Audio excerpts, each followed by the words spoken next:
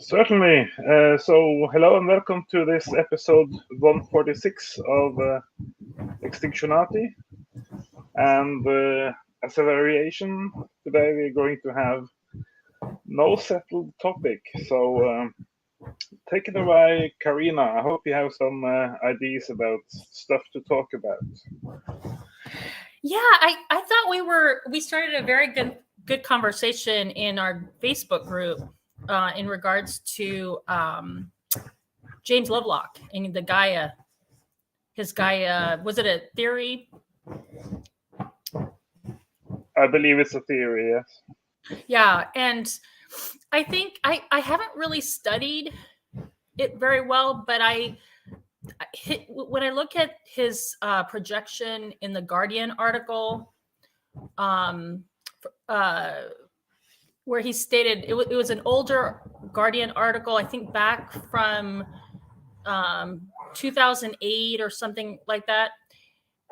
He had projected that within 20 years, um, the climate will go haywire. So, and that's what we're seeing. We're seeing. He said that there's just going to be regions that will become uninhabitable because it's just too hot. And now with the ice melting in the Antarctica, it would be that levels are going to sea levels are going to go higher, and it's just going to be like just very difficult to live on the planet.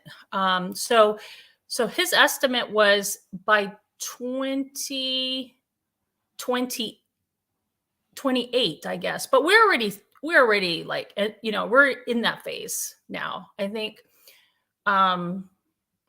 think extreme weather really, from what I have observed, I know it started in the late 1980s, and that's why the IPCC was created and in 1988. But I noticed, I remember just after those horrible fires in Australia in late 2019, I felt that it had, extreme weather had reached another level of acceleration. And so yeah, so that's his. I think he's pretty spot on there. And we'll just continue. And then he doesn't. I don't believe in. Like I said, I haven't really followed his work closely at all. So maybe people in the chat would want, you have more information. But he doesn't talk about the energy crisis, and that just adds another factor to it. Where the energy crisis could end up being, a positive, a negative feedback, because civilization is collapsing. So I don't know if he took that into consideration, but I think a lot of this stuff is just irreversible. You know what I mean? Like the ocean, the ice melting and in Antarctica is irreversible.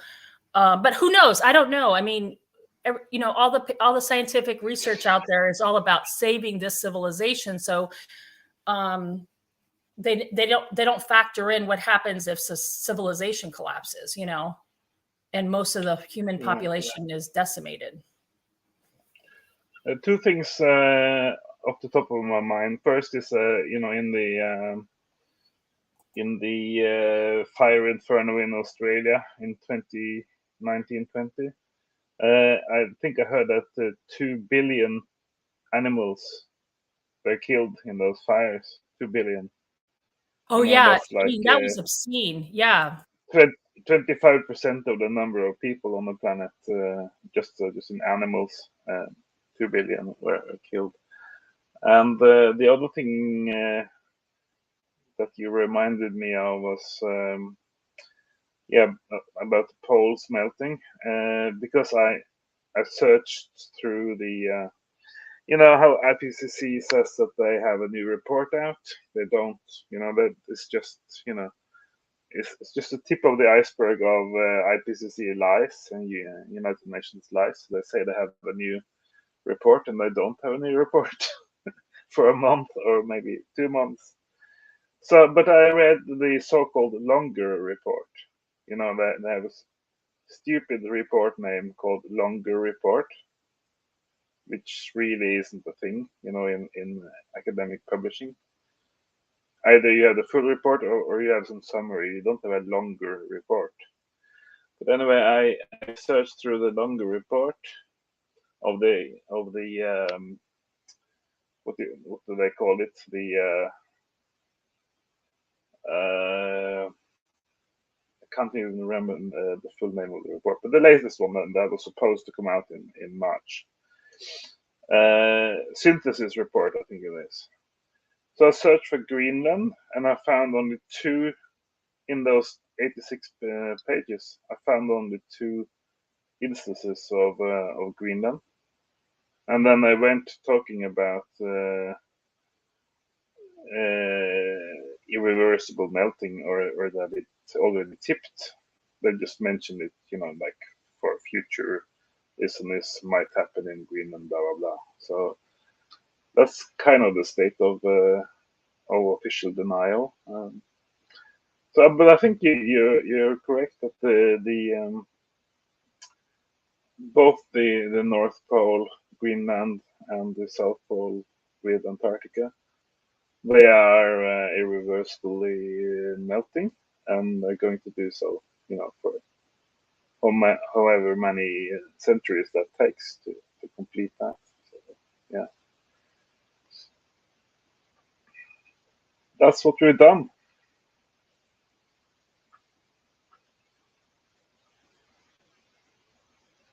Are you there? I want to study that further about the understanding that irreversibility is, especially if civilization collapses and most of the population is gone. There's just something is there's a lot of curiosity I have with that. Maybe James Lovelock addressed that in some of his work. I'm gonna look it up.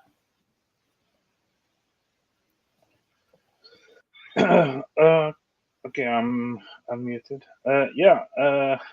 I'm also thinking that some of the things that we can explore and study further are the degree to how sure we are about the collapse. I'm not doubting we're going to collapse. I think that's one of the most certain things in a long while. So sort of the only measure of doubt is when it comes to timing, when it's going to collapse, and what sort of drawn out collapse or fast collapse is going to be. I read yesterday on collapse on Reddit that America has like hijacked a Greek oil tanker with the Iranian oil, they claim, and trying to steal their oil from the tank or something. That was a few months ago, and now the latest iteration is that Iran has seized an American oil tanker and tried to take their oil from their tanks in some sort of retaliation or something. So that's kind of a little sign there for when international trade is going to break down, because if you can't sort of trust other nations to let the ships through in international waters, that's kind of the end of shipping. But it may be just some kind of crazy extremists on either side, like Joe Biden's cabinet or something, doing something like. It's all about a fight for the remaining resources. I mean, in mainly talking about energy, and oil is the biggie of the fossil fuels. And it's interesting because Gail Tverberg goes into so much detail about, she has all kinds of graphs on all the different energy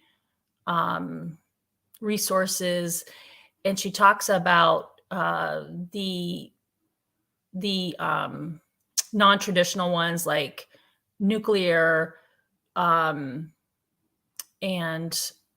solar and wind and etc. And they're very insignificant compared to the fossil fuel sources. And in fact, she talks about she goes into detail about complexity and the high level of complexity that our societies have become, particularly in the wealthier countries, and that wind and solar are just they just are part of that complexity. So they wouldn't exist if it weren't for fossil fuels. And so we're all the complexity, we're already seeing it, is starting to dismantle. And the wealthier countries are going to suffer the most because, I mean, it's not that they're going to feel it really badly. You know, other countries have already, struggled being exploited by the West. So for them, they're going to be more resilient. But yeah, so complexity is being lost. And I'm hearing a lot, like a lot of layoffs are happening. We already have, and like you were talking about, internet trade, global trade is coming down. It's already coming down, and we could be at the fourth phase of going into serious economic times. The fourth phase is when the first phase is home prices start to go down, and then the next one is there's a acronym. I think it's called an acronym. It's HOPE. It's so H stands for housing, O stands for orders. Like orders start decreasing. And then P stands for corporate profits, and then E stands for employment. So I was listening to some financial people, and they believe that we're already at the fourth phase, where jobs are being lost. And it's interesting, so many tech jobs are being lost. And that would make sense because that's where complexity lies, But it's not just tech jobs. It's just a lot of these big corporations, you're hearing like a lot of the big corporations that control the world, they're really struggling because they are part of the complexity, part of the global structure that can't be maintained anymore because of they require a lot of energy. So so I'll keep you posted on that, but we could be in the fourth phase. I mean, they call it a recession. That just seems like such a mild word for what the West is particularly experiencing right now. I mean, it seems much more severe than a recession, So yeah. Yeah, it's the apocalypse. I think with the you call it the recession all you want. It's the fucking apocalypse, isn't it? So this guy Elon Musk, he has now branded his new future AI. Is going to be something like Truth AI, and he is also at the same time branding Twitter as a truth-seeking or truth-close operation. So it's going to be sort of not the truth, but it's going to be helped in the direction of trying to get the truth, right? Which is sort of all you can do, because you can never be absolutely sure about having the truth. So I think that's interesting in the context of apocalypse, because I think in Greek or whatever, apocalypse means revelation.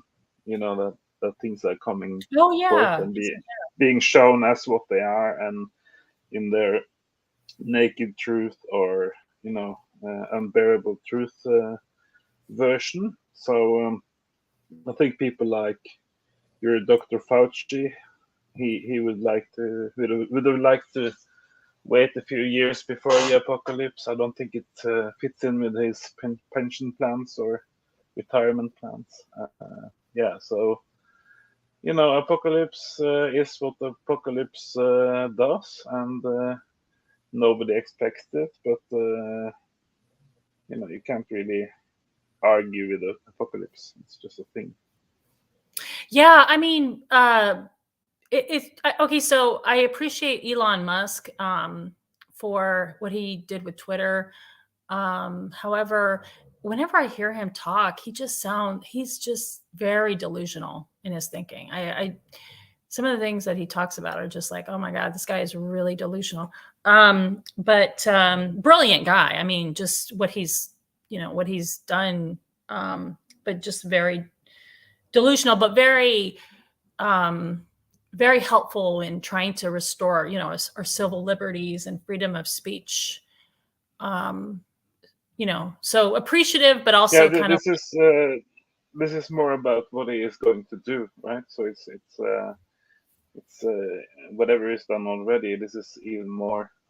It's going to press even harder for more honesty and more truth. So I think that's interesting, exciting. yeah. I think yesterday he said that he tweeted that printing like 100 million copies of a newspaper every day. I think that was maybe America, a number for America. 100 million newspapers in 3 or 4 sections. Printing those every day is a terrible waste of natural resources. So I would have to agree with him on that, even though I've been a paper boy as a kid myself,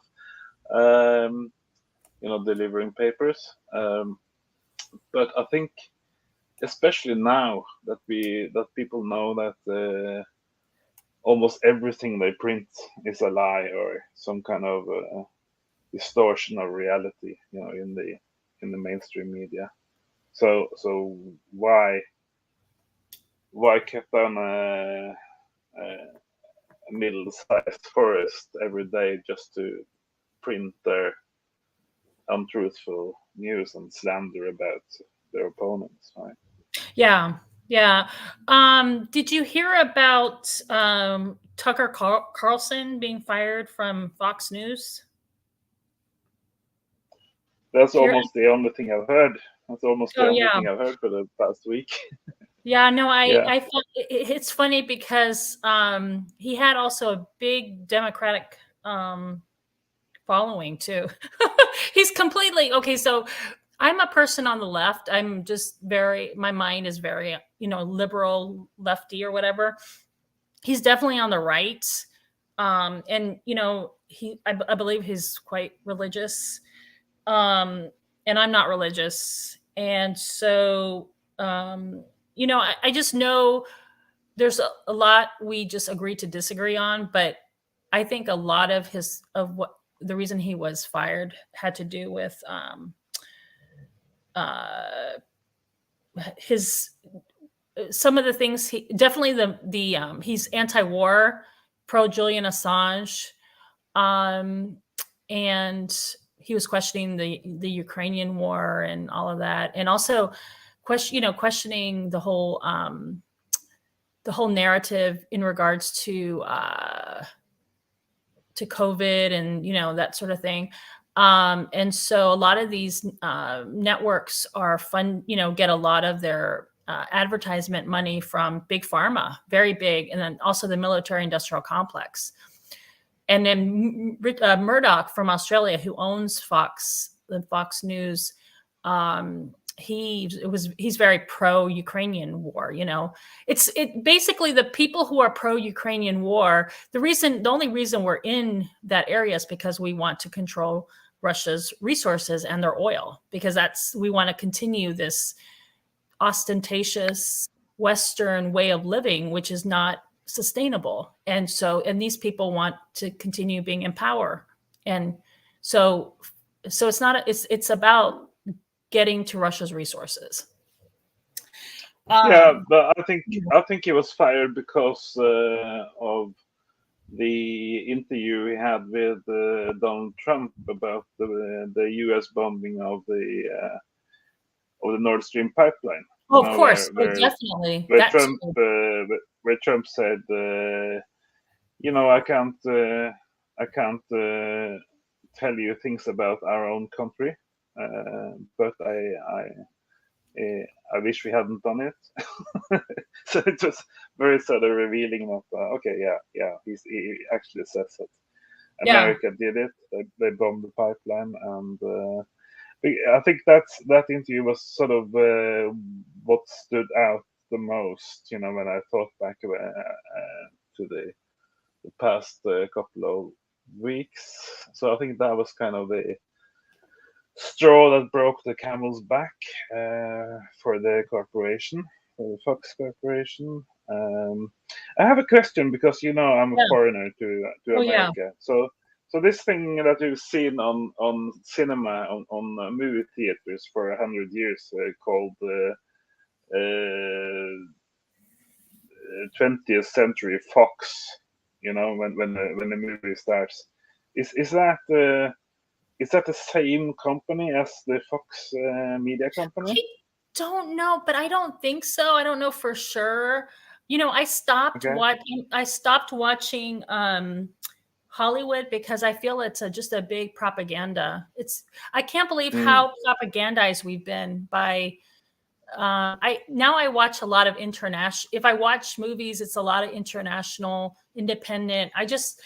I'm so Yeah, weary of. I think it's kind of more honest in a way, because when you watch a movie, they do declare that this is fiction, right? So Right. they don't pretend that it's news.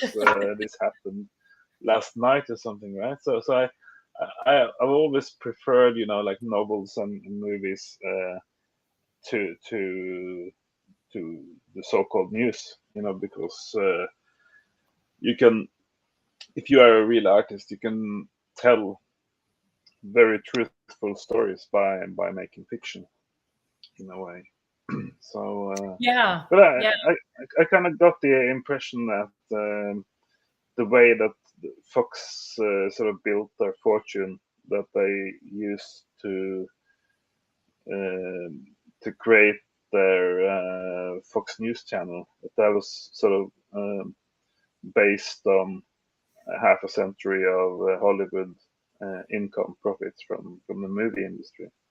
But Yeah. I could be Oh wrong. no. Most likely wrong. Yeah. Yeah. I know he's from Murdoch. He's pretty infamous. He's part of on the right side of politics here in this country. You have the established Republicans and the established, and then you have the populists led by Trump is leading in that, and there's a fierce fight between them. Just like in the fighting, but it seems like there's more tension between the populist right and the established right than there is in the Democratic side. It seems like on the Democratic side, the left has been lost, and they just seem to be okay with Biden. Like it's just weird, yeah. But the more the ones that are really seem to be putting themselves out there in terms of taking risks are the populists on the right. And I'm hearing more and more that Democrats that are very upset about possible nuclear war and what Biden is doing, and they're anti the war in Ukraine. They want to actually vote for Trump. I'm hearing more and more people wanting to vote for Trump from the left. Not that the ones that are awake, which is not that many. It's kind of like with the Iraq war.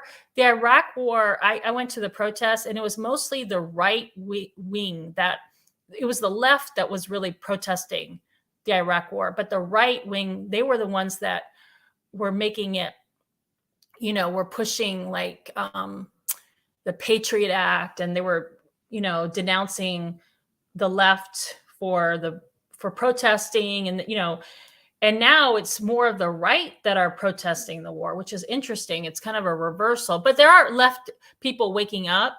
But it's kind of like it takes time, with the Iraq war, it was very taboo to talk about it, hush hush. And so hopefully, people start waking up on the left more and more, but it's kind of a reversal if you see what I mean. I think it was when that movie Bag the Dog, that satirical movie, when that came out, it was kind of explained to us Europeans anyway that it's always been like that with the left side or the Democrats in America. They've always been bigger war hawks in a way than the Republicans even. So it's kind of the opposite of what we believe over here, because whenever the Democrats are starting a war, it's always very, very good, very humane reasons, right? They're going to save people and put girls in school, and that kind of very good and nice things. It's kind of the same thing that they are doing with Tucker Pass and all of these mining operations for the Green New Deal. That's for the best. Like they say in the expression, the road to hell is paved with good intentions, right? So because they're going to save the planet, they're going to dig up and bulldoze and mine everything, the whole planet. Yeah, I have another theory though with the left, and I'm starting to wonder. I'm feeling that the left, I noticed there's this eerie silence from the left right now. And I'm looking here in Portland where I live, which is very left. And also just what I'm trying to notice around the country, the US. I don't know what's happening in your neck of the woods, but what I'm noticing is I think the left are so freaked out by the climate, all this extreme weather, and the right, they're freaked out by the climate. I mean, it's not, but they keep it to themselves. However, the right convinces themselves that it's just, they don't think humans have anything to do with it. They just think it's, cycles, natural cycles. So I think they might be more deluded. The right might be have deluded themselves, thinking that it's no big deal. It's just cycles. It'll just correct itself. Well, I think that the left, I think they don't talk about it. They keep it to themselves.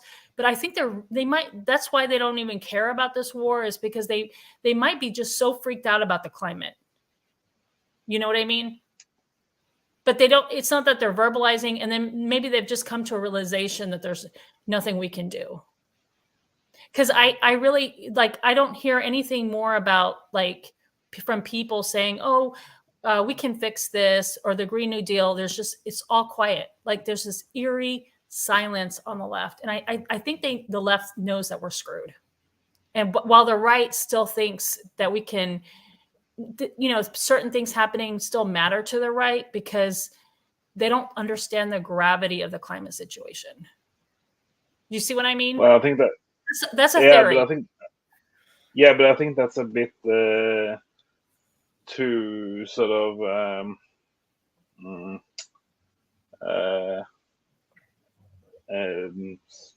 not nuanced enough. I think a lot of people on the right do understand where we are. It's more like, what can we do, right?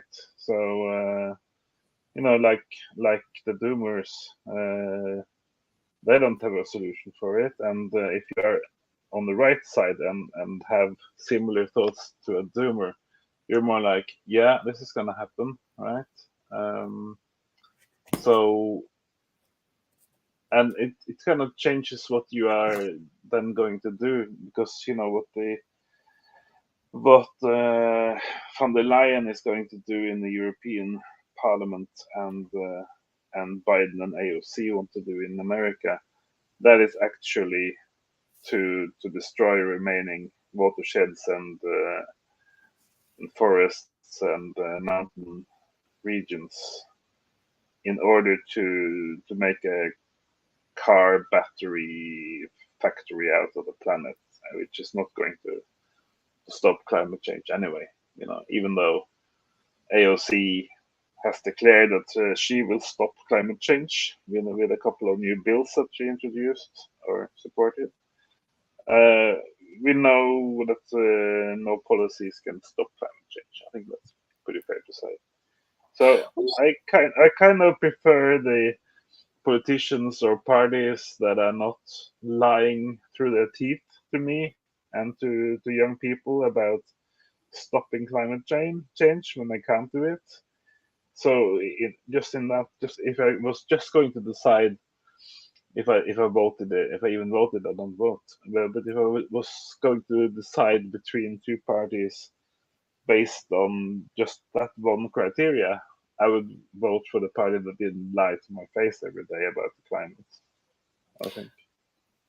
Torstein, the thing though is I'm not talking about the leaders. I'm talking about people and normal people, and we're not being heard. We're not being represented. The people in charge are just doing whatever they want to do. We no longer have any say in anything. The people who run the world are corporations and big corporations. They run the world. Well, when I say the world, I'm talking about like the West. So just normal people like us, so the ones in power, they don't know what to do.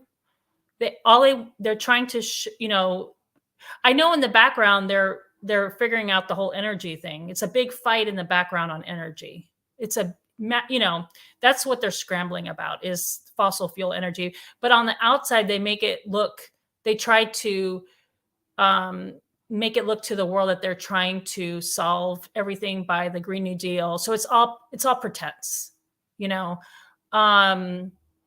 and the left does it, like you said, the left does it much more the pretending than the right. The right don't pretend when it comes to energy because they don't promote the Green New Deal. So on the right, what they do is they talk about we need to drill, we need to we need to look for fossil fuel. We need to spend more time investing in fossil fuels. That's what the right says, because to them, they don't they don't worry about CO2 emissions, or they don't worry about neither does the leaders on the right. They don't really, all they want is power. The left and the right leadership, they want power, correct? But the left pretends that they care and they don't, but they have to show to their constituents that they care about the environment on the left. So they have to talk about the Green New Deal. But I think more and more people are waking up on the left, are waking up and realizing that there's nothing that can be done at this point. So I think there's this quiet, eerie silence because they're just afraid, and I think the left is also afraid in a quiet way, and just how things are kind of unfolding, but it's just this quietness right now. So I'm wondering are there going to be more voices on the left? What's going to emerge on the left? Now, if we look at France and their protesting, France is really struggling with energy. And a lot of this has to do with, in France, with nuclear energy they're having to shut down plants. And I know a lot of electricity in France comes from nuclear. So they've been struggling more than some of the other countries with energy. And the French are also waking up and realizing we're screwed, like they're waking up to what, other countries are going to start waking up like the French are waking up, but they're the first, in the Western countries to wake up and realize that we're screwed.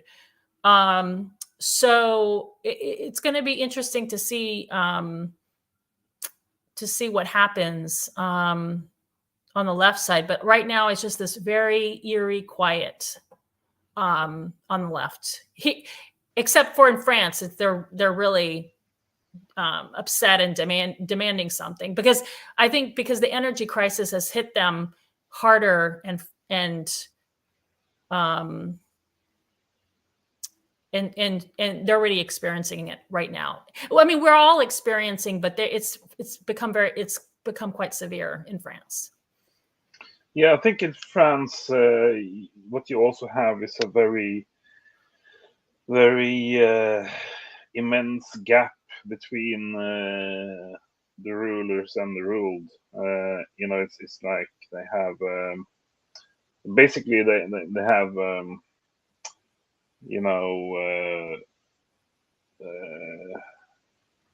National Front or Le Pen or whatever, sort of the national party on one side, and then they have the whatever party Macron has. And Macron doesn't really have a real party. It's more like just a committee supporting his elections, right? So he's kind of the only reason he wins is that he's considered the least of two evils. Nobody really likes him, and he's kind of a very, very elite guy. I think he's an ex Rothschild banker or something. Very high level banking circles. So he doesn't care about normal people in France, and normal people in France don't care about him. So there's kind of no dialogue whatsoever between those segments of the French population. I think that's why people turn to the streets. It shouldn't have to turn to the streets and set fire to cars and stuff to discuss politics in Western Europe. But that's sort of the level of breakdown we come to. Well, I think Macron is taking some is taking risks, though, that other European leaders are not. I agree with you. I mean, he's an elitist, and he doesn't really care at this point because he's not running for re-election, so he doesn't care. And the French are, if you look at all the Western countries, the wealthy countries, the French are the leaders in protests. I mean, it's part of their culture to protest. So, and they have a lot of awesome social safety nets that many, other countries don't have. The countries that come close to having their social safety nets are Germany and then the Scandinavian countries. The U.S. is in bad. We have no social safety net here, and that's because they really crushed the left here. Any type of communism or socialism was crushed early on.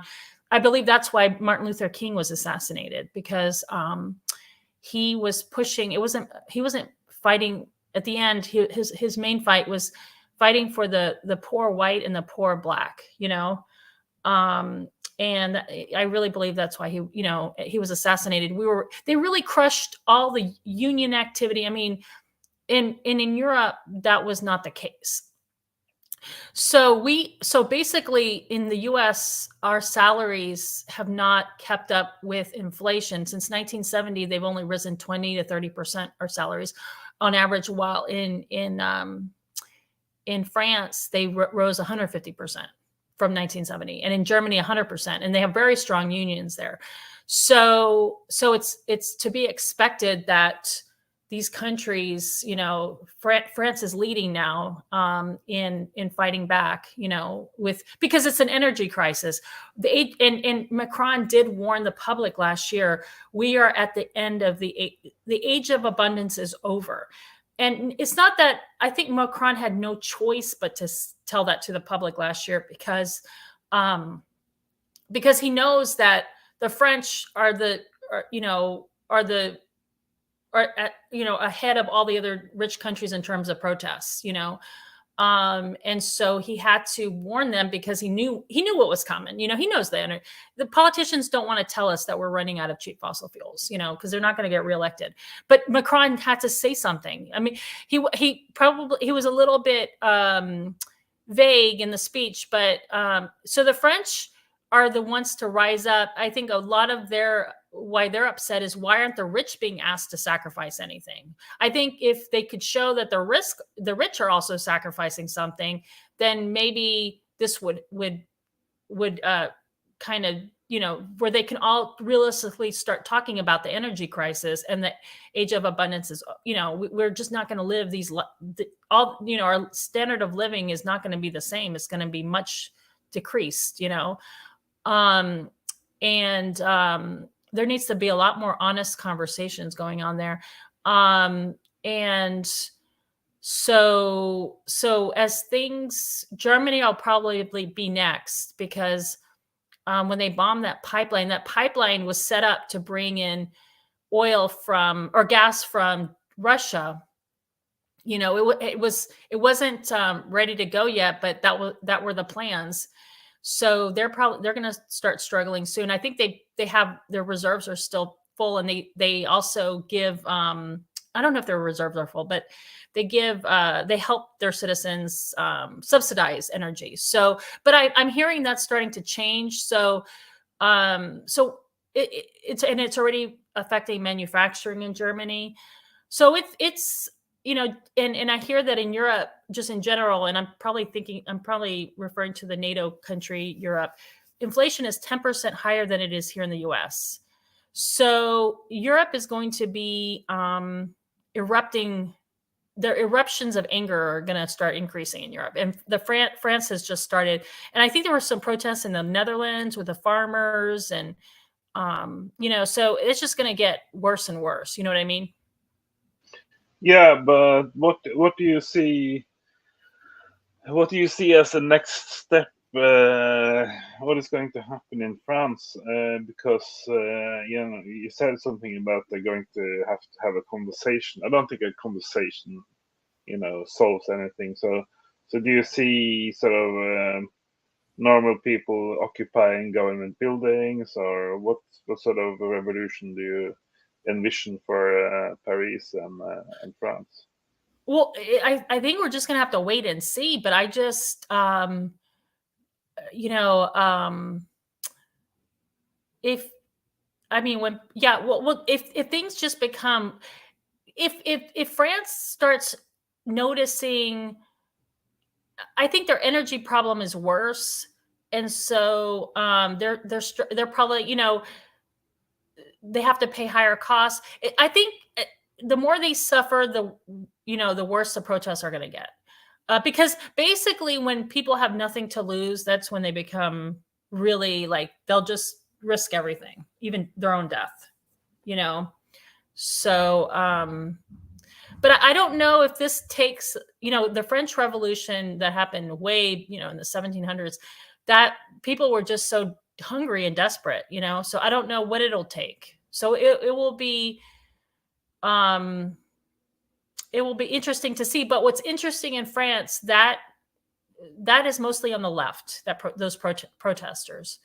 And you mentioned Le Pen. She's on the right, correct? In France, is she the lady on the right? Well, she's an anti-globalist, at least. Yeah. So, but it's kind of funny because the very first thing I saw from France was at the local library in Norway. We had a graphic novel series, like comics, right? Which was about post-collapse France, with power lines having fallen down, and everything was broken down, like after a war or after some climate catastrophe. So that was kind of, when I was a teenager, it was the post-collapse France that we read about in our own language, translated to Norwegian, at the library. So that was sort of our pop culture back then, in the 1980s, 1970s and 80s, I think. Yeah. Yeah. No, It's finally coming to a crunch now. And maybe we will see these same heroes and the people walking over the Alps looking for food and stuff. Right? and I want to make two more points about globalization and then the aerosol situation in Europe.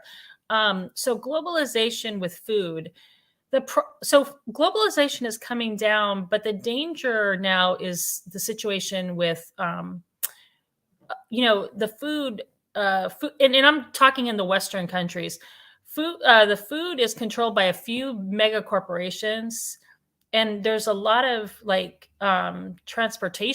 global transportation that happens with food. So it's become highly complex, and that makes it more dangerous. And we're already seeing that. We're hearing about just grains not getting to areas that are just needing because and then as areas become harder to grow food, and that's what I see right now in Europe. It's another danger. Is Europe is warming up? Is one of the Europe is warming up faster in the summertime, I believe, in the higher mid latitudes. For some reason, Europe is an area that's warming faster than other continents, and there's some theories that it could be. Leon Simons talks a lot about this. He's from, I believe he's from he's from the Netherlands. I think Chris van Steenberg is from Flanders, but Leon Simons and James Hansen, they've written some papers, or maybe one paper on aerosols and just the reduction of shipping emissions because they've cleaned up their emissions, which have unfortunately removed the white sulfates, which are the reflective kinds, the ones that have albedo. So that has been decreasing just because they've just added scrubbers. But in Europe, it's my understanding with some of the nuclear plants that they started scrubbing emissions. And when I say scrubbing, they're scrubbing emissions, but they're also scrubbing the white sulfates, which are, like I mentioned earlier, it's the aerosols that reflect sunlight, and they're referred to as, James Hansen refers to them as white sulfates. So that could be one of the reasons why Europe is just heating up. And I'm hearing already all this these drought problems already in Spain and Italy and France. I mean, it's looking pretty severe, So Europe is really getting hit hard right now. And I mean, we all are, but Europe is like diving in first, it seems. Of the wealthy countries. Yeah, but they have a lot of other advantages, like being much warmer than Greenland, for instance, and they have all kinds of tourism going there just because of the heat and the so-called nice weather, which is like drought and sunlight every day, or sunshine every day. So, well, people can't afford to travel as much, and also airline travel is coming. It's reducing. The problem, though, is just the amount of fruits and vegetables that are grown in those areas. That's the problem, and grains and things like that. yeah, I also heard like 5 years ago, 10 years ago, that Spanish cities on the Mediterranean coast, they actually import drinking water by tankers, by ship, from other parts of the Mediterranean. That was already 5 or 10 years ago. So where was this? On the Spanish east coast. Oh wow! So I just imagine that it's going to spread to other cities and other big metro areas around the whole Mediterranean, because it's a very arid or semi-arid, half desert kind of place, right? Mediterranean. Mm-hmm. So and the population is not going down, so they need more and more water, and also for agriculture, of course. So as it gets hotter, you will have much more evaporation, and just trying to produce the same amount of produce from agriculture is going to take more water, I think, in a heating on a heating planet. Yeah. Yeah. No, just um, so much going on. I mean, and another frightening thing is, we're safe in La Ninas, but I mean, we're not safe, but it's less dangerous than El Nino and even an Enzo neutral, and um, if we go into another El Nino, it's yeah, I think it's not gonna be good. That reminds me, because I heard today on a podcast about the new community note feature on Twitter. It's kind of a fact check, but it's done by other people on Twitter and done by regular people, right? So I think maybe I will try that the next time our Belgian friend posts about some iceberg killing the El Nino, while 99% of scientists say it won't. There will be an El Nino. I think I'm going to try to make my first community note, but I'm not really sure about whether I can do that. Maybe I have to be a blue check paid member of Twitter or something. I can try to find out. I think it's part of Elon Musk's strategy to become a more truth-seeking platform. But instead of outsourcing fact-checking to some dubious for-profit MSM media organization. I know that was awesome that he did that. Yeah. Huh? That was awesome that he did that, Elon Musk. Yeah, I really like that because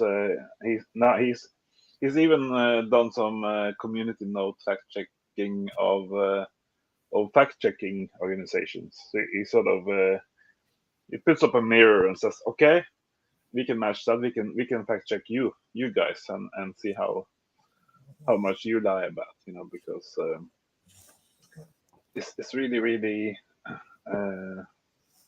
ludicrous how you can just write the word fact checker in your bio, more or less, and then everybody is supposed to believe you because you know how to spell fact checker.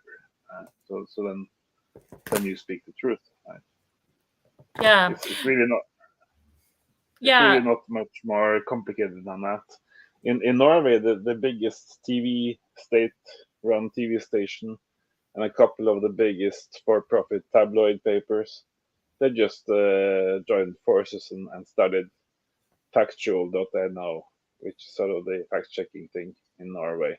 And they just told the editorial line of those three TV and newspapers. They don't care about truth at all. It's more like we want our side to win.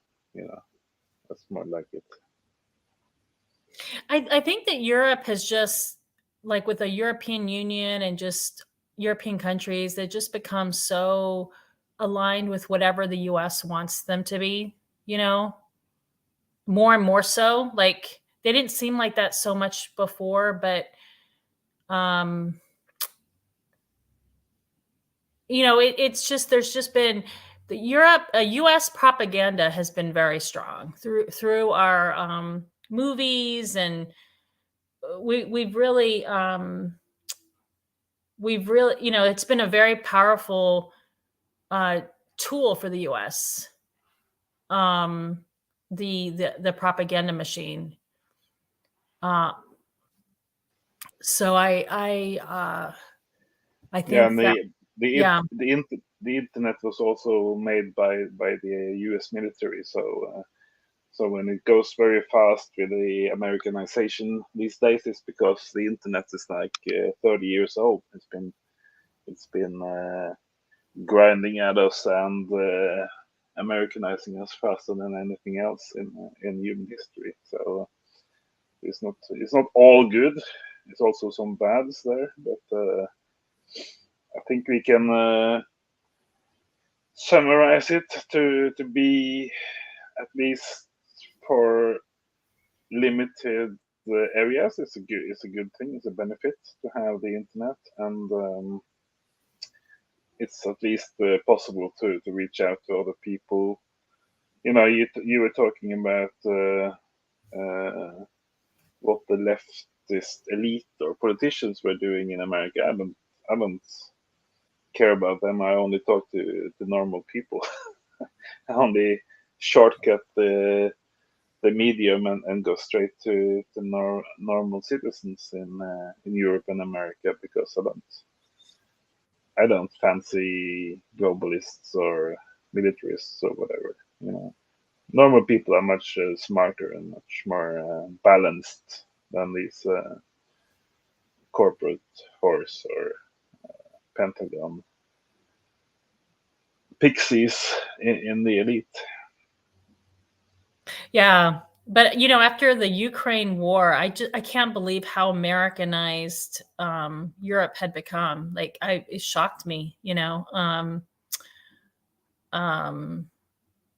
just there it was like a big, we had the wake up in the doomer community. The wake up for me was 2016, and it wasn't just climate. It was also the ecological breakdown, as well as overshoot, and how psychopathic our culture is, and it's particularly here in the US, and exploiting other countries. And so it was a big wake up for me. I mean, I knew it in my gut, something was wrong, but you're busy trying to earn a living, that you just try to, you go into self-delusion to be able to survive, but to be awoken by all of this, and it was, but I see a big wake up after more people are waking up after this whole Ukrainian thing. But it's a lot of people waking up. They're waking up to how messed up and psychopathic things are. However, they're not really, I don't see a lot of wake up with them. They're waking up to all of that, like the political situation, but they're not waking up to the climate which I hope they would be, which is interesting. But that's okay. On that note, and speaking about waking up to Mother Nature and Gaia, we're coming up to the 1 hour mark and to the close of this short 30 April podcast. And I wish everybody who is heading out for the night to celebrate a safe and exciting celebration, and be careful with those matches, because don't set fire to yourselves and to other people. Keep it safe and have a responsible celebration out in the wild. So that was kind of the Beltane extra. Is it something else we have to say before we? No, that was great, and thank you so much, Torstein, and hopefully more can join us in the future. I would hope so. I think May is a good month for joining. Good. And but first of all, go out and meet Mother Nature tonight. Yes. And have a jolly good bonfire, everybody. Okay. Thanks. Bye-bye.